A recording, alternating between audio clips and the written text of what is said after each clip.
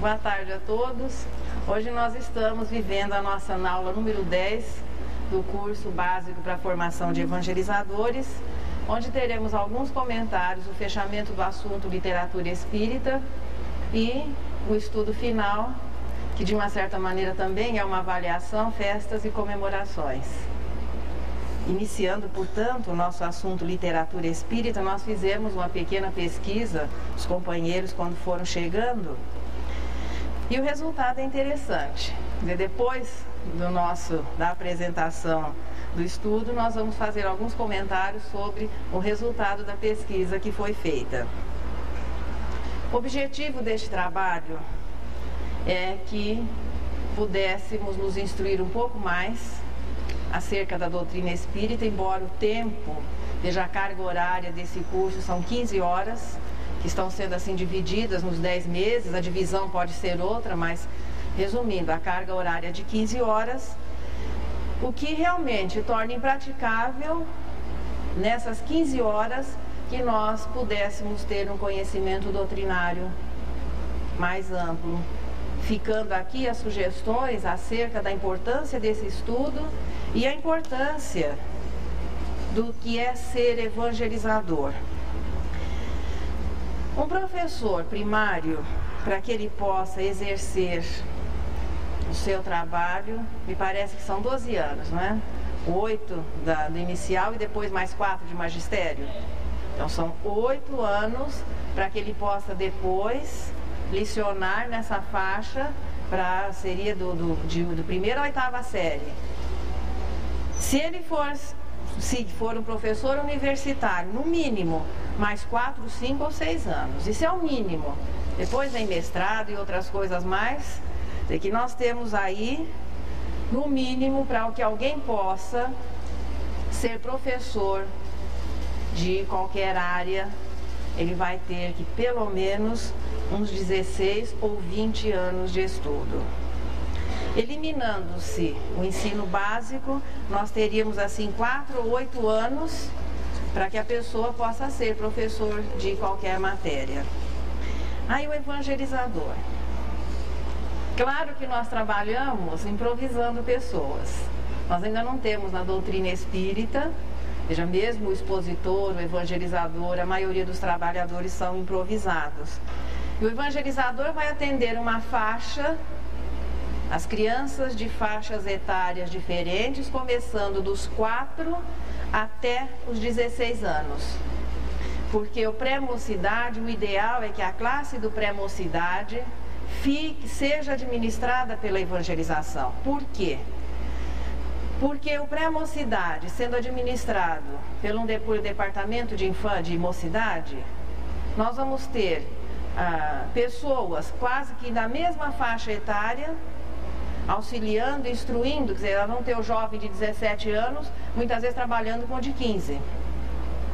Portanto, o ideal é que o pré-mocidade seja ainda um trabalho do Departamento de Infância e Juventude.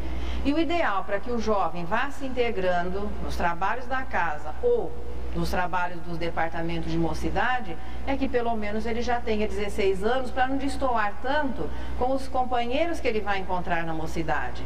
Então, um de 22, 23 conviver com uma criança de 13, 14, os níveis de interesse são muito distanciados. Portanto, é o ideal que o jovem permaneça ligado ao departamento de evangelização até os 16 anos.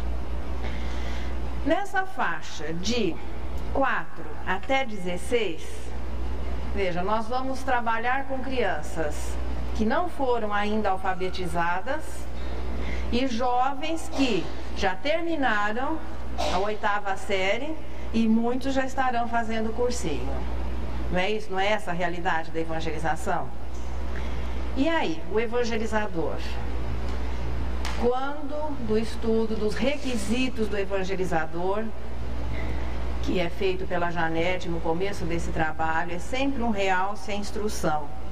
O evangelizador, portanto, ele vai ter que ser uma pessoa experiente o suficiente para poder trabalhar com essa criança de 4 anos e trabalhar dependendo da classe que ele tenha, com esse jovem de 16.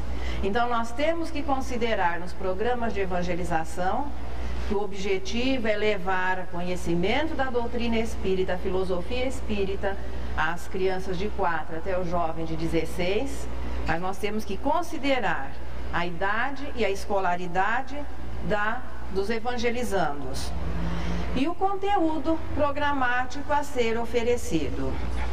Portanto, entre os requisitos do evangelizador, que foi um assunto assim bem explicado pela Janete, o trabalhador da área de evangelização, resumindo, ele terá que ser alguém maduro, experiente, culto e atualizado.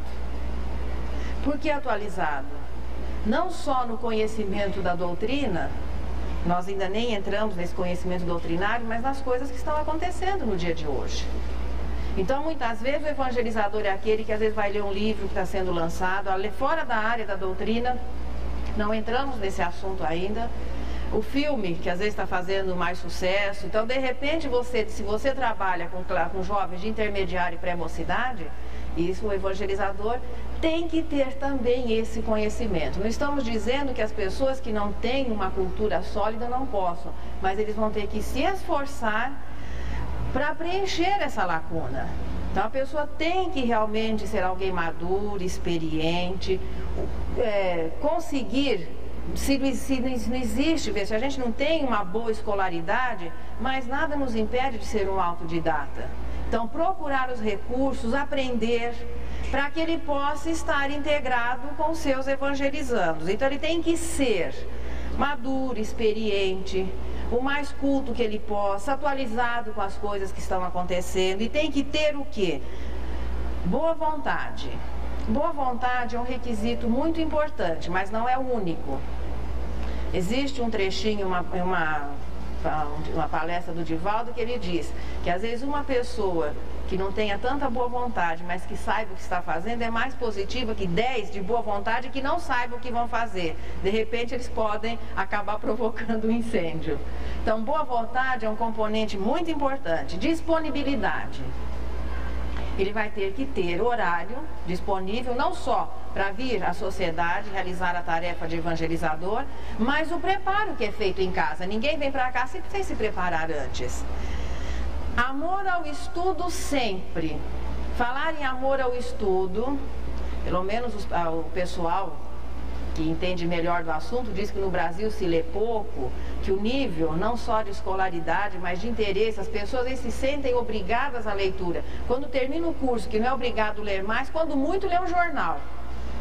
Então o evangelizador tem que começar a entender o seguinte: ele vai ter que estudar sempre, porque ele é um expositor de tanta importância como os expositores de renome que nós vemos por aí, e de responsabilidade muito maior, porque ele vai trabalhar com uma plateia que não tem discernimento ainda para saber se o que está sendo apresentado é correto ou não.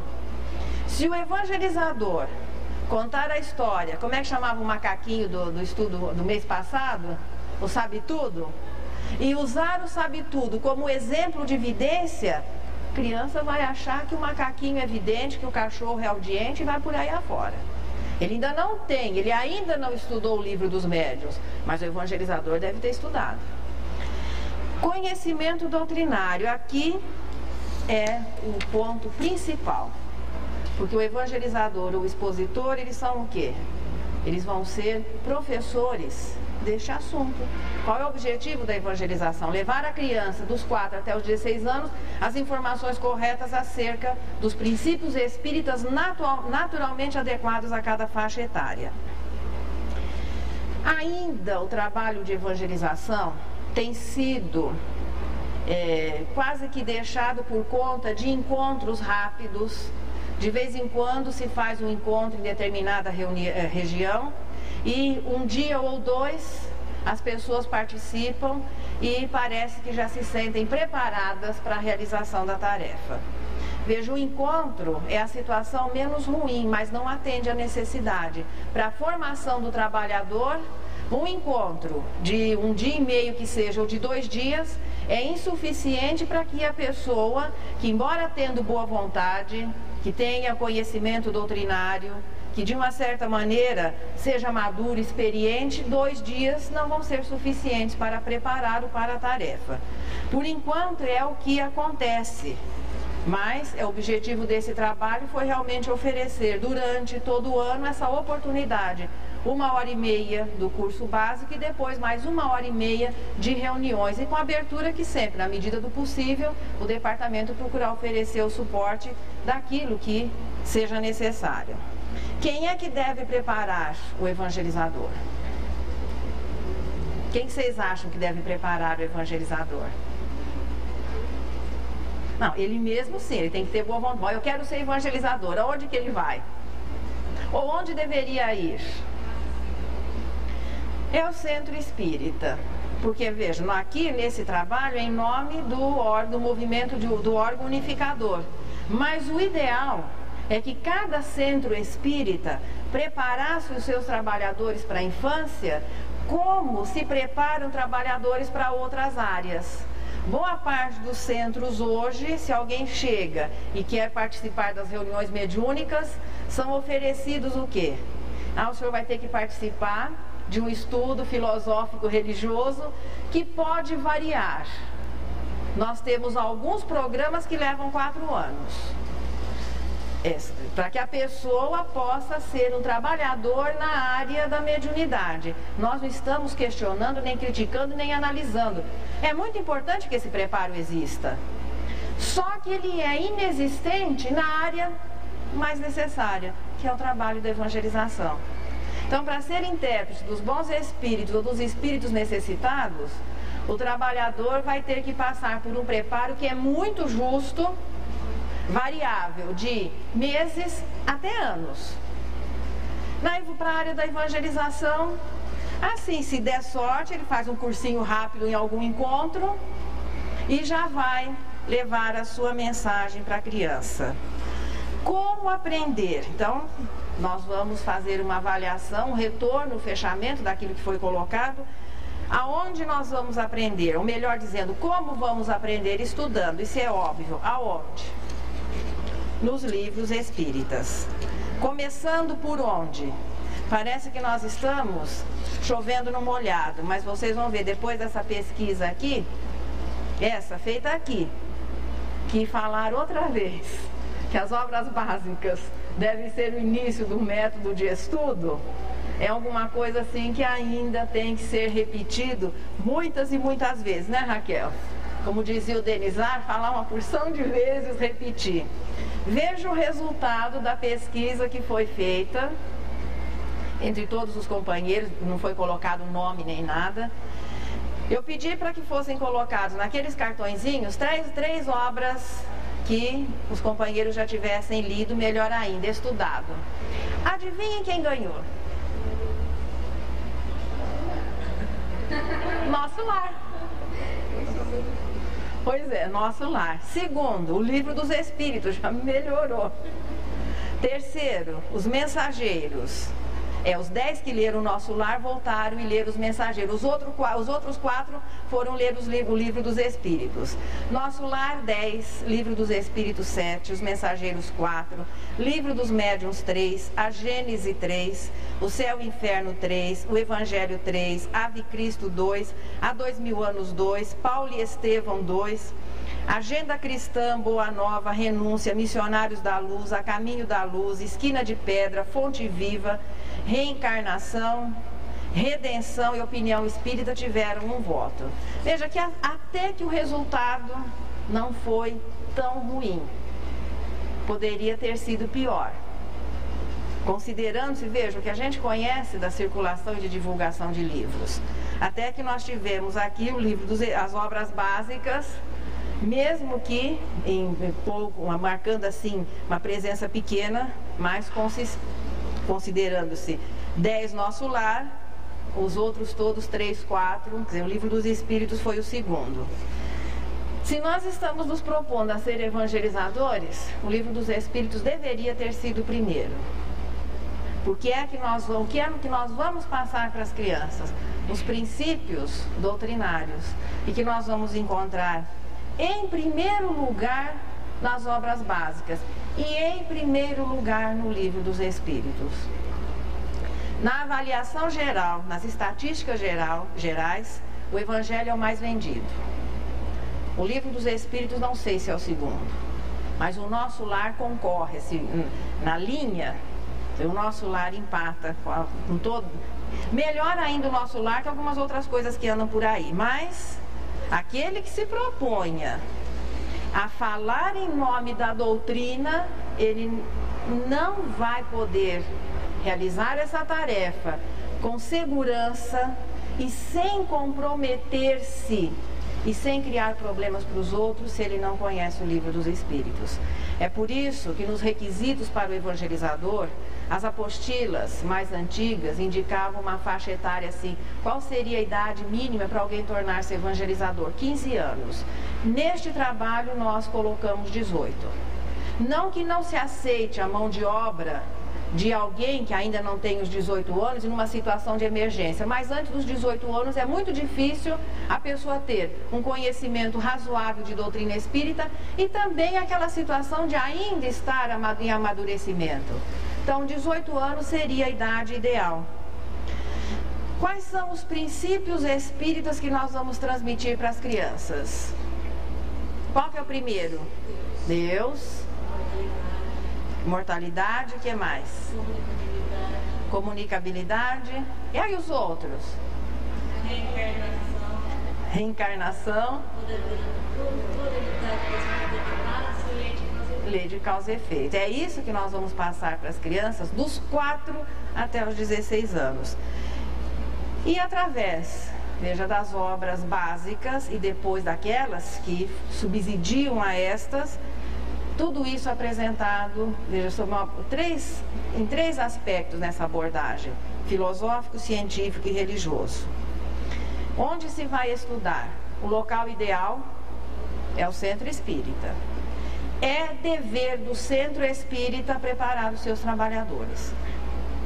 Os órgãos têm feito isso, principalmente no caso da evangelização? Sim. Mas o ideal é que o centro prepare os seus trabalhadores para todas as áreas. E não vamos dispensar o estudo individual de maneira nenhuma. Por isso que nós deixamos toda essa conversa aqui para o último dia. Se falasse no primeiro, o pessoal não voltava. Então hoje já estamos aqui. De maneira nenhuma se dispensar o estudo individual, porque essa bagagem tem que ser nossa. Nós não vamos ter sempre pessoas ao nosso lado que vão nos auxiliar, que vão nos orientar. Nós temos que desenvolver os nossos recursos, estudar, analisar, aprofundar. São sugestões de Kardec lá no Livro dos Médiuns, tudo que se apresente. E qual é o método que nós vamos utilizar nos nossos estudos? Qual seria a sequência para que alguém se proponha? Veja, não é só no trabalho de evangelização. Em toda a área do espírita, em todas as áreas de divulgação da doutrina espírita. Se é para ser expositor, na mediunidade, interpretando os espíritos, na hora de fazer assistência social, na aplicação de passes, que é um trabalho mediúnico, o indivíduo tem que conhecer a filosofia da doutrina espírita. Qual seria o roteiro que nós vamos seguir? Qual que é o primeiro livro a ser lido, estudado? Segundo,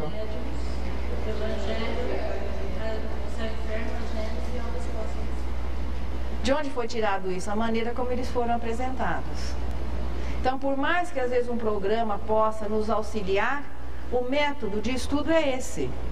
Depois nós vamos partir para alguns autores contemporâneos. Eu não achei, nessa listinha aqui, eu não vi nenhuma obra dos autores contemporâneos a Kardec. Veja que é muito importante que se conheça esses autores, pelo menos 1 ou 2 obras. Nós trouxemos apenas 3 nomes. Leon Denis. Leon Denis foi contemporâneo de Kardec, não chegou a conviver com ele, mas foi o espírito que veio, de uma certa maneira, desenvolver o aspecto filosófico da doutrina espírita.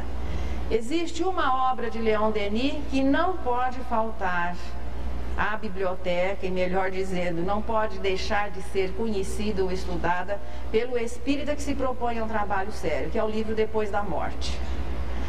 Quem lê a biografia de Eurípides sabe que o primeiro livro que ele leu da doutrina espírita de presente foi Depois da Morte, de Leon Denis.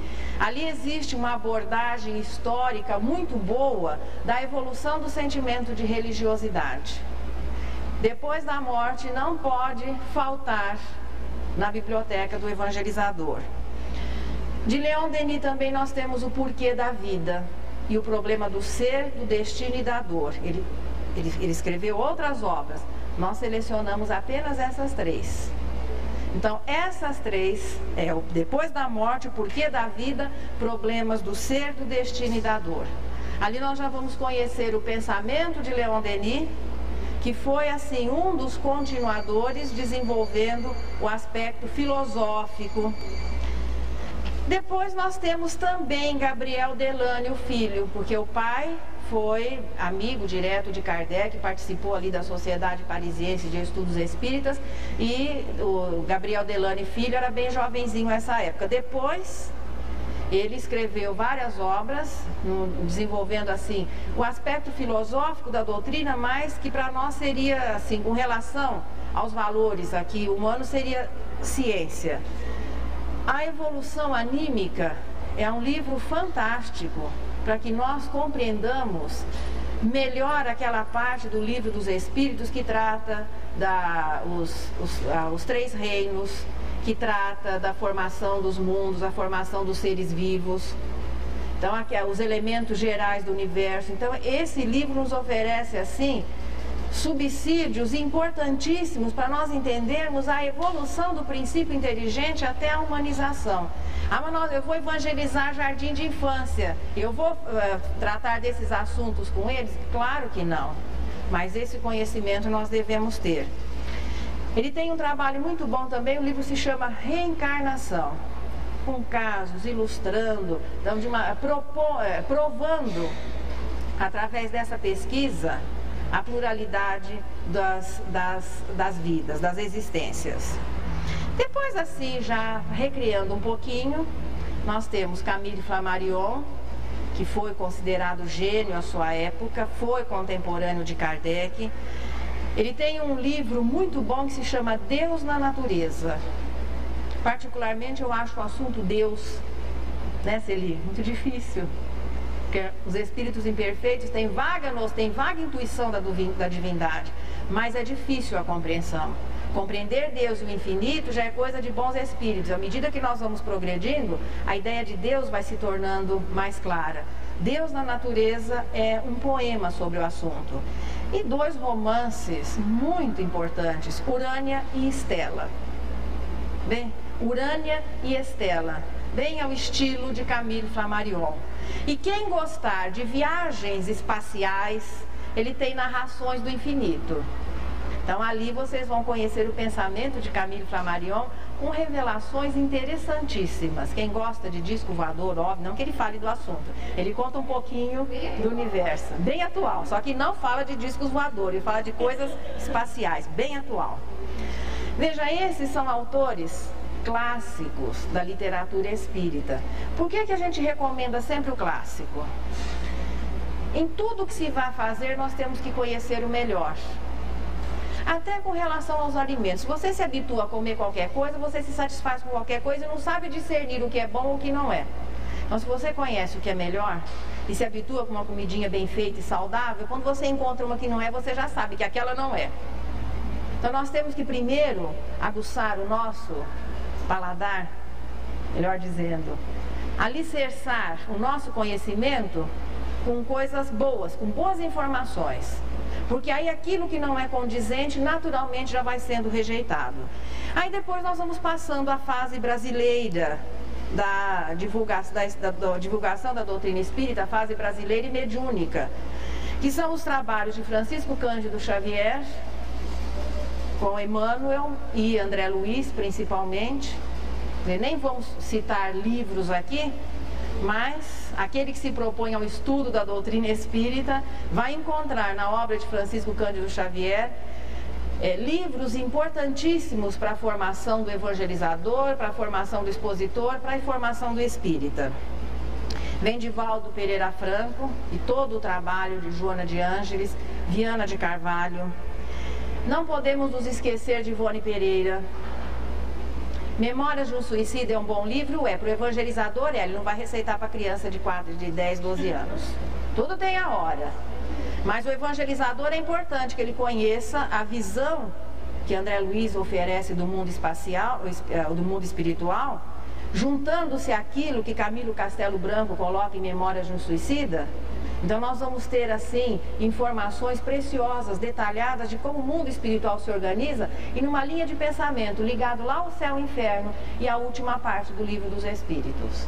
Então o evangelizador é alguém que vai tendo informações sólidas, que vai poder amparar a sua criança de 4 até o jovem de 16 anos. E as informações de Ivone Pereira são importantíssimas porque é a visão de alguém que ainda está encarnado do mundo espiritual. André Luiz é o desencarnado que fala do mundo espiritual. Então nós vamos ter assim 2 referenciais. Incluímos aqui Raul Teixeira também, que tem se destacado não só no campo da oratória, mas com bons livros para que a gente possa compreender melhor aqueles princípios que são apresentados nas obras básicas. Nós não fizemos uma lista muito grande para não desanimá-los, mas só essa lista de autores nós vamos ter material, acredito que para essa existência, sem precisar correr tanto atrás do último lançamento. Não se justifica essa pressa. Primeiro nós temos que conhecer o clássico. Depois, nós vamos conhecer tudo aquilo que vai sendo acrescentado. Além do mais uma sugestão. O evangelizador deve ser alguém que participe ativamente da sociedade onde ele evangeliza. Eu sei que muitas vezes o evangelizador trabalha em uma sociedade e presta um serviço na outra. Por isso é que o ideal é que cada centro forme a sua equipe. Por quê? Porque ele vai conviver com as crianças, com a família daquelas crianças, com as necessidades e as características daquele centro. O entrosamento vai se tornando maior. É importante que haja um entrosamento entre a equipe de evangelização e a direção do centro. E se nós estamos mais ligados em um lugar e prestando apenas aquela horinha no domingo, nós não vamos nos entrosar com a realidade da sociedade. Isso não significa que não se possa prestar um serviço. Por isso é que o ideal é que cada centro forme a sua equipe. E mesmo com relação ao nosso trabalho, as pessoas que são encaminhadas para esse trabalho já devem vir trazendo um conhecimento doutrinário. Vai ser impossível, em 15 horas, nós formarmos um espírita. Nós podemos dar uma paradinha em alguém que já seja e tenha conhecimento, para que ele comece a prestar um trabalho na evangelização. Mas conseguir instruí-lo, isso vai ser difícil. Então essa é a proposta. A literatura espírita é vastíssima. Hoje nós temos que dar um realce à boa literatura e àquela que ainda não conseguiu, por exemplo, ser recomendada. Na dúvida, vamos deixar o tempo. O tempo é a melhor coisa. Não vamos ter pressa. Nós temos tanto material bom para trabalhar que não precisamos ter pressa em usar como referencial autores, médiuns e espíritos que estão chegando nesse momento, respeitando todos eles. Mas o nosso critério vai ser a partir das obras básicas, da boa literatura subsidiária, e o evangelizador é alguém que vai estudar durante toda a sua existência. A aposentadoria não existe, viu? Sinto informá-los que existe idade para começar. Para terminar, enquanto nós nos sentirmos interessados por dentro, enquanto nós tivermos jovialidade de espírito, que o corpo nos permita realizar a tarefa, quanto mais experiente, melhor.